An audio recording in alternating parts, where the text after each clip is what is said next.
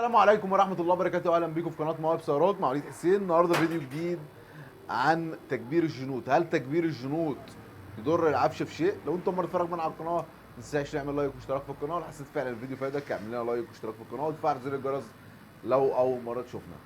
زي ما قلت لكم في أول الفيديو، هل تكبير الجنوط، جنوط العجل، تضر العفش ولا لأ؟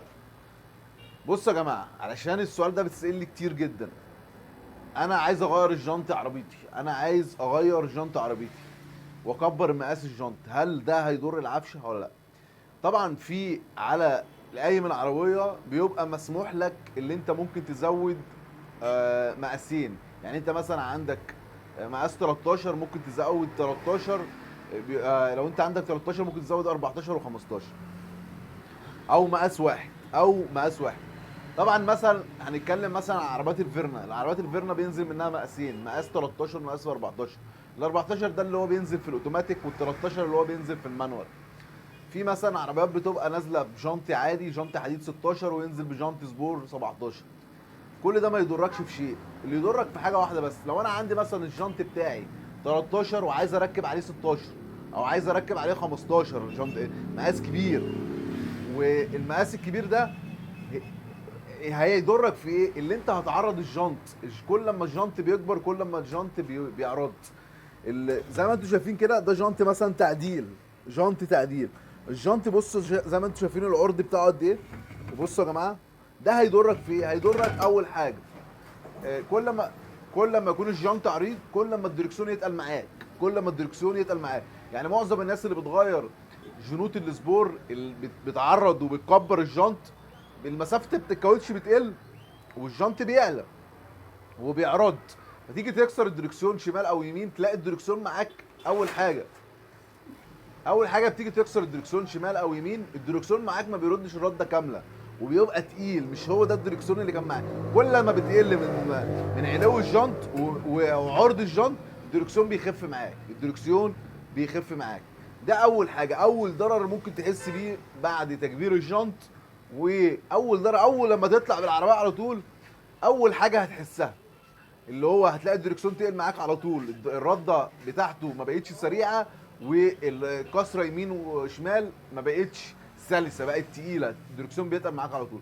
تاني حاجه، هينشف معاك العربيه في المطب، هينشف العربيه في المطب. لو انت كنت بتركب بتاخد مطب مثلا، الموضوع معاك سلس شويه وما بتحسش، لا هتحس بالمطب بعد تركيب الجنوط وتعليه. بعد ما تعلي الجنط وتعرض الجنط هتحس بالمطب جامد جدا.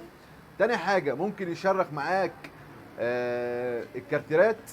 لو العربيه نشفت معاك جامد هتبتدي العربيه ممكن تشرخ معاك بالذات لما التشريخ ده ممكن يحصل بعد ايه؟ لما الناس بتركب جنط وبتوطي العربيه. فهنا في الحاله دي العربيه بتبقى ناشفه اكتر، يعني العربيه بتبقى ناشفه بطريقه فظيعه، فتلاقي العربيه ماشيه عامله زي الايه؟ زي المطاط، يعني العربيه بتنط في نفسها، ما فيهاش تصادم، ما بتحسهاش، ما فيهاش رفاهيه بمعنى صح. ده تاني حاجه. تالت حاجه، هياكل معاك بلي عجل باستمرار. هتلاقي بلي العجل بيبوظ معاك على طول، لان الجنط كله محمل على السره، فالسره بتحمل على البليه، فالبليه بتبوظ معاك. ده اضرار هتحسها على يعني في اوقات قليله جدا. الدركسيون هيتقل معاك، العربيه هتنشف معاك في المطبات، بلي العجل هيبوظ بسرعه. حتى لو مركب بلي اصلي. قلنا لو انت عايز تعدل جنط، عندك درجتين مسموحين، واهم حاجه ما تكبرش الجنط قوي، يعني ما يبقاش جنط عريض، لانك انت ممكن تبقى تجيب مقاسات اللي هي المسموح بيها بس تجيب جنط عريض.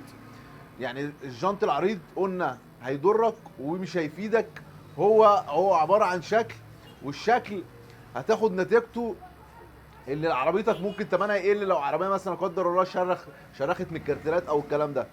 فيا جماعه اللي حابب يزود جنوط، عندك جنط 13 ممكن تركب 14، عندك 14 ممكن تركب 15، عندك 15 ممكن تركب 16، عندك 16 ممكن تركب 17، عندك 17 ممكن تركب 18. يعني عندك الموضوع مسموح، بس اهم حاجه ما تكبرش، ما تجيبليش 13 تركب لي 16.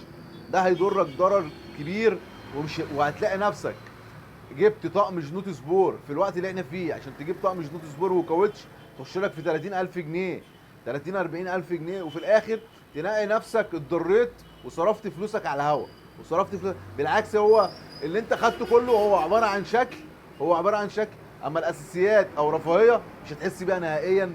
ده فيديو عن تكبير. طبعا خد بقى اضرار كتير جدا في المساعدين، اللي ممكن تبوظ بسرعه، ممكن الجلب المقصات تتهري. كل ده هتلاقي لو انت بتعمل عفشه عربيتك كل سنتين، هتعمل عفشه عربيتك كل 6 شهور. لو الفيديو عجبك ما تنساش تعمل لايك واشتراك في القناه وتفعل زر الجرس اذا حسيت فعلا الفيديو فادك.